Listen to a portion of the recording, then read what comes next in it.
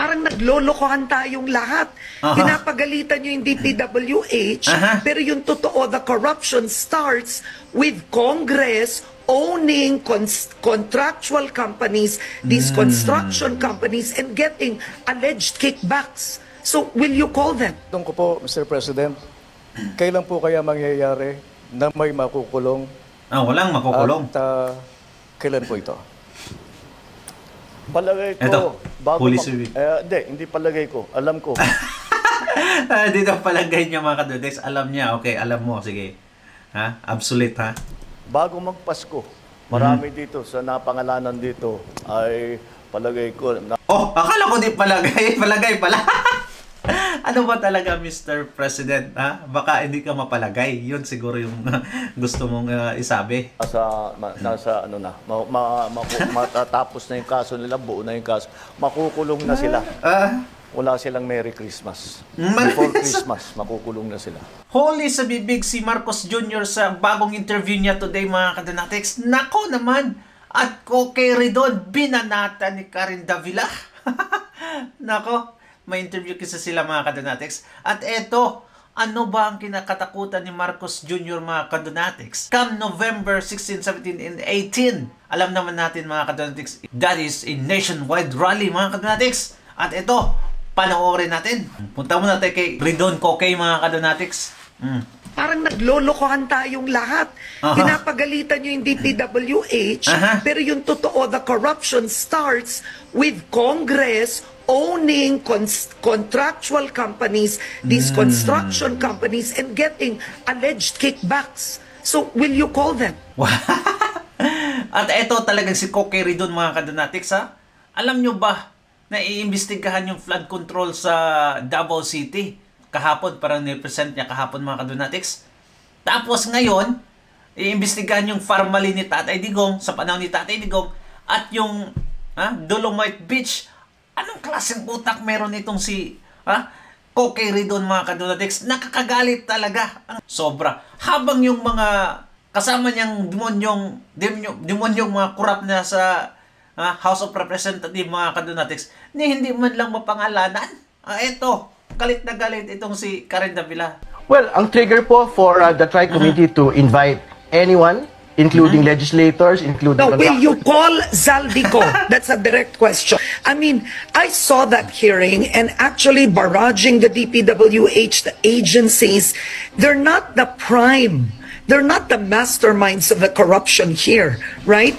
You've seen how the budget is made, kung saan sinisingit, ginagamit ang flood control. The president comes out with a list, so dediretsuhin na kita. Yung SunWest Incorporated had 79 projects na flood control. They were given 10 billion pesos. Ang founder nun, si Zaldico. Ang High Tone, 61 projects. 4.8 billion pesos. This is on record. Bakit di sila ang ipatawag? Parang naglolokohan tayong lahat. Pinapagalitan nyo yung DPWH, pero yung totoo, the corruption starts with Congress owning contractual companies, these construction companies, and getting alleged kickbacks. So, will you call them? Well, ang trigger po for the Tri-Committee to invite anyone, including legislators, including... No, will you call Zaldico? That's a direct question. Yes, if he is named as a part of anomalous deals, then he will be asked... No, he is a founder of... He is a part owner, SunWest and High Tone. Records show it. So, will they be called? And you will call them? Yes, if they are named as part... If they are named as... founder na part of anomalous transactions relating to infrastructure and flood control projects, then they will be asked to sit before the Tri-Committee and explain themselves. But again, to be very clear, I've seen all of the other documents. I think Congressman Zaldico has already divested himself. I mean, Representative Ridon, you and I know that everybody divests themselves, but that is just a matter of record. Suplak Divesting means nothing. You know that. Matanda na tayo. Ay, hindi niya alam yan, Karen Davila. Kaya nga bugok yan di ba? Kaya nga Kokey yan. Sa ibang planeta yan galing, di ba? Kaya hindi niya alam. Okay, pagpatawad nyo na. Alam natin yun. But again, to be very clear, this divestment Excuse pa mo. is the particular requirement under the law. No, so ibig sabihin, if he is actually again the trigger for the Hindi makapaniwala si Karen Davila. investigation, whoever it is, whether a legislator, contractor, high government official, if they are named in an anomalous deal, they will be asked to sit before Congress and explain themselves. Okay, because to focus on the contractors themselves would be, I would have to say, half the justice done. Because ang contractor, hindi naman lalakas ang loob ng contractor kung walang backer yan na congressman. Alam mo tama. naman yun. Sino Hindi naman alam. contractor gagawa ng substandard na trabaho kung hindi siya hiningan? 'Di ba? Kinailangan na niyang magbayad in advance. So now the contractor has no choice. Well, again, these are assumptions that you are making at this point, Karen. No? We would want to be able to see it on a fact-to-fact basis, on a case-to-case basis. Ito pong actual anomalies that are being seen with the flood control project. And again, in the hearing in the briefing yesterday, the DPWH actually said that to date, the 15 contractors named by the president, they have not seen yet, as of yet, anomalies relating to substandard projects, anomalies related to... Then why do the investigation at all? Why waste the people's money and do it if you are not out for blood? It seems to me that, you're telling me walang problema, ba't ka pa mag-iimbestiga? Di ba mga Kadonatics, ewan ko kung saan yung full interview nito. It was uploaded 12 hours ago. But I think mga Kadonatics, naganap to maybe weeks ago already. But at least, di ba? Grabe. Nasupalpal si Cokie Ridon mga Kadonatics. Ewan ko kung saan nilagay yung utak niya, sa puwet niya siguro yung mga Kadonatics. Iimbestigahan yung mga Duterte na ang baha sa Luzon at Cebu, pero yung gusto talaga yung imbestigahan mga Kadonatics, yung flood control sa Davao. Ay, nako, pakisampal nga. Kung makita nyo sa public itong taong to mga Kadonatics, or hindi nyo makikita kasi ibang planeta to galing. Anyway, let's go on mga Kadonatics sa interview ni Marcos Jr. kung saan huling-huli sa bibig. Hindi niya pa inamin mga Kadonatics na total denial mga Kadonatics na yung pinsan niya involved sa flood control anomalies. Grabe talaga. Ilang beses na pangalanan sa Senado pero I don't think so. He is involved. What the heck? Ito mga Kadonatics, panoorin natin. Bayat, yung mga taong yan na kasabwat Sino yan? yan, eto, mga walang hiyang ito, Okay, sama mo na sarili mo. Is it not awkward mga Kadonatics na magsasalita ka ng ganito while in fact you are being accused to be one of them? Anong klase yan? nagnanakaw ng pera ng bayan, tapos na ang maliligaya ninyong araw. Baka Habulin na maligay namin kayo. baka maliligay ang araw mo, BBM, no? Okay, that's it. Kokey daw, kokey. I think I have... it's already Thank you very much. Maraming salamat, Mr. President. Ladies and gentlemen, the President is running a tight schedule today, as you know. So we'll just... Ay, parang tumatakbo sa mga journalist, mga Kadonatics. Takot ata matanong ng personal. Wait lang mga Kadonatics. Noon, naalala nyo mga Kadonatics, pag may press conference si Tatay Digong, ay talagang binibigyan niya ng chance sa lahat magtanong. Even aabot niya ng oras mga Kadonatics, walang pake si Tatay Digong kasi gusto niyang marinig yung mga hinaing ng taong bayan through this journalist. Pero itong si BBM mga Kadonatics, parang takot ata eh. Let's go.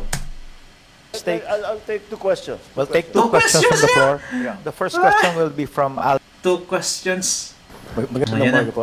Andyan pa si Eden Santos, dapat magtanong sa Mr. President, nabanggit nyo yung sa presentation, meron ng mga nasampahang kaso at ang hinihintay po talaga ng taong bayan, merong makulong. Ang tanong ko po, Mr. President, kailan po kaya mangyayari na may makukulong? walang makukulong. At kailan po ito? Palagay ko, Eto, bago police review. hindi palagay ko. Alam ko. Dito palagay niya mga kadudex. Alam niya. Okay, alam mo. Sige. Ha? Obsolete, ha? Bago magpasko, marami dito sa napangalanan dito ay palagay ko na Oh, akala ko di palagay. Palagay pala. Ano ba talaga, Mr. President? Ha? Baka hindi ka mapalagay. Yun siguro yung gusto mong isabi. nasa ano na, matatapos na yung kaso nila, buo na yung kaso. Makukulong na sila. Wala silang Merry Christmas. Before Christmas, makukulong na sila. Mr. President, Ang dami mo nang pinangako, puros lang at pako. nabanggit niyo rin po kanina yung kinakailangan mabawi natin kung ano man yung halaga na nanakaw nila sa taong bayan. Meron po tayong timeline. Wala tayong Walang wala timeline. tayong buo na ano. Kasi marami pa kaming nakikita. Marami pa kaming nakikitang iba. So yung mga nabanggit ko na halaga, yun pa lang ang ating nakikita. Pero ako, nakakatiyak ako, marami pa tayong mababawi dito. So patuloy namin gagawin yan. Thank you, Mr. President. The next Thank you. question from Sige Kat. si beautiful lady. Good morning, Mr. President. Sir, you mentioned in the latter part of your speech na tapos na ang maliligayang araw nyo, hahabulin namin kayo.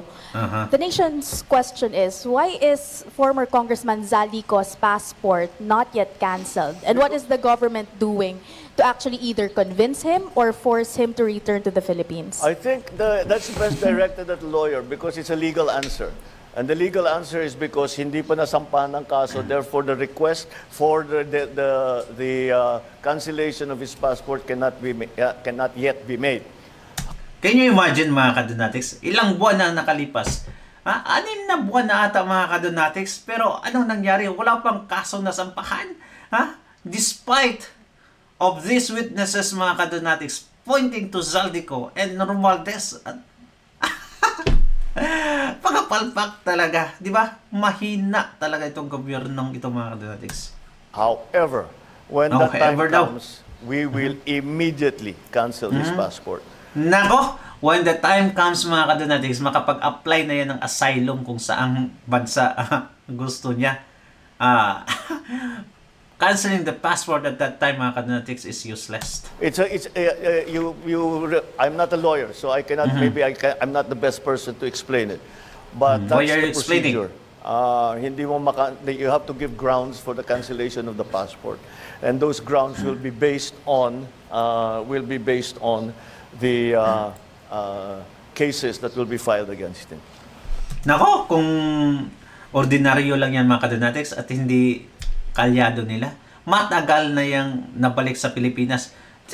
Can you imagine? 3 days lang mga kadonatics, nahanap nila agad si Alice Guo sa Malaysia, Indonesia. 3 days lang mga kadonatics, napabalik agad. Zaldico, ilang buwan na doon mga kadonatics. At eto pa, Arnie Teves, kalyado ng mga Duterte. Kahit dininay ng Timor-Leste yung extradition law mga kadonatics, anong ginawa? Nakuha pa rin siya, napabalik sa Pilipinas. Yan mga kadonatics, yan yung pinaka-obvious na reason. Pagkaalyado nila ay wala silang ginagawang aksyon. Pag di nila kalyado mga kadonatics, nako, ilang vloggers na or mga kalyado ni Tatay Digong na mga Duterte ang nakulong, di ba?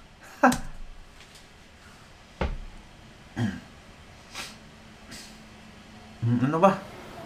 Sir, just a follow-up question on that point. Sir, how convinced are you that Zaldico is the most guilty in this case, or are you somehow amenable to extending an option for him to become a state witness? I'm sorry, extending. An option for him to become a state witness. That option is always there, except for them who are the most guilty. Do you think he is? I don't want.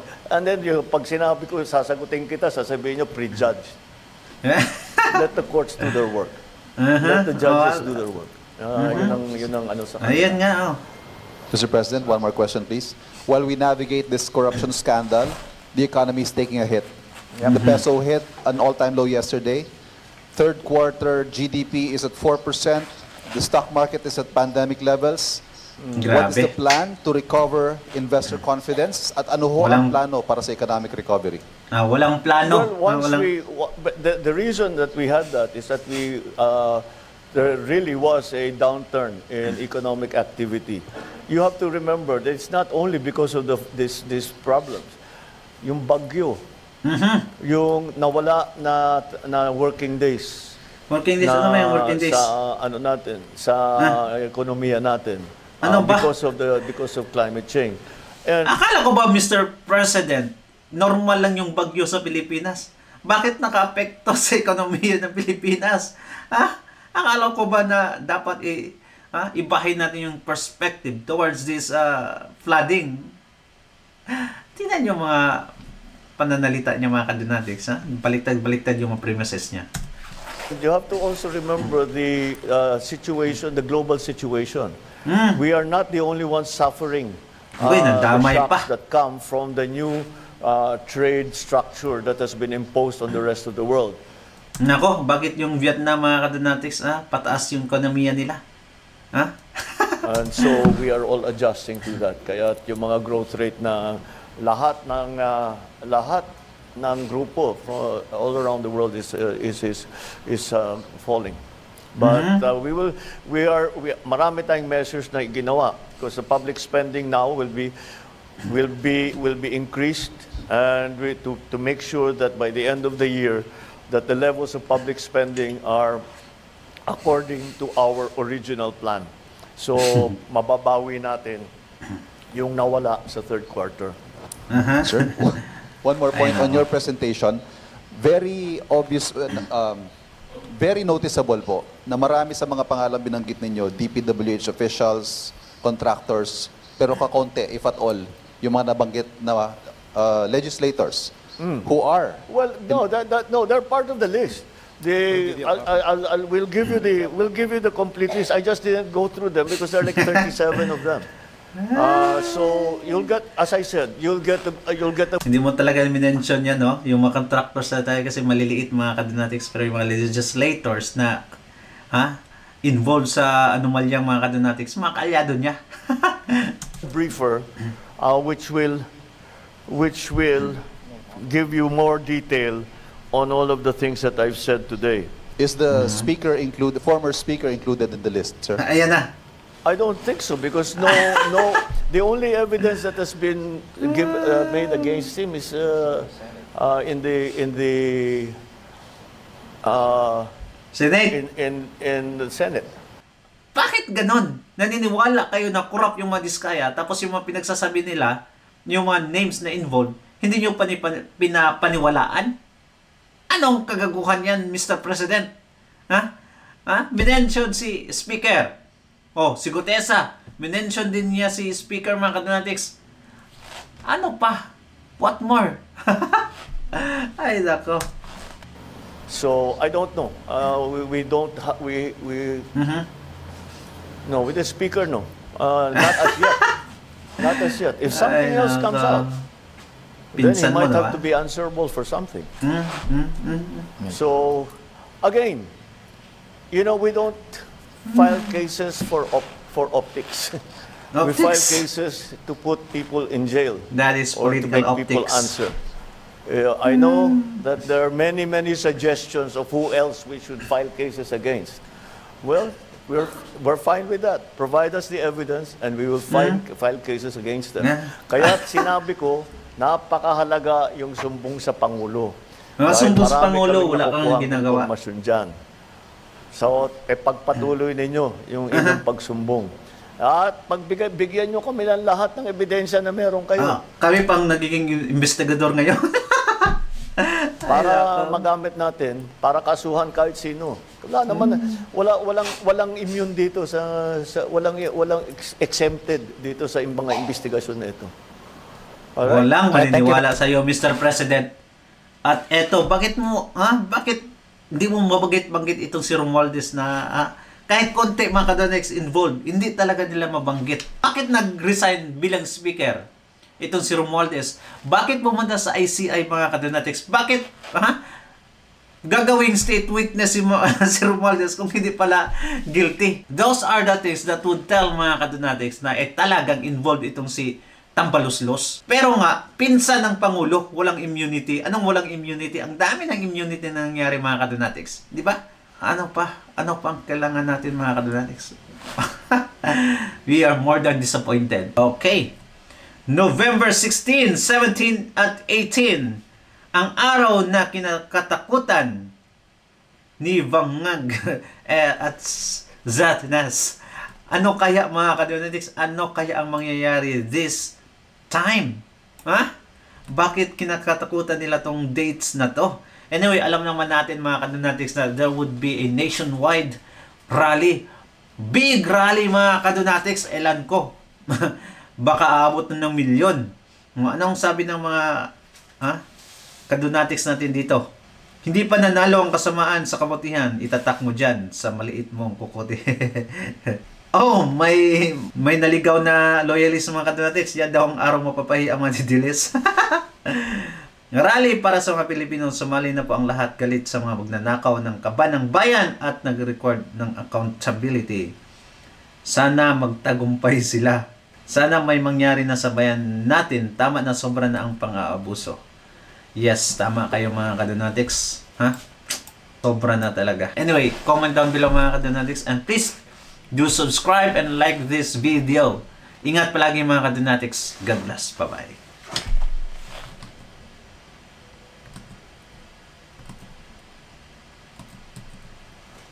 At eto mga kadonatics, ha? Boljakan. Maharlika.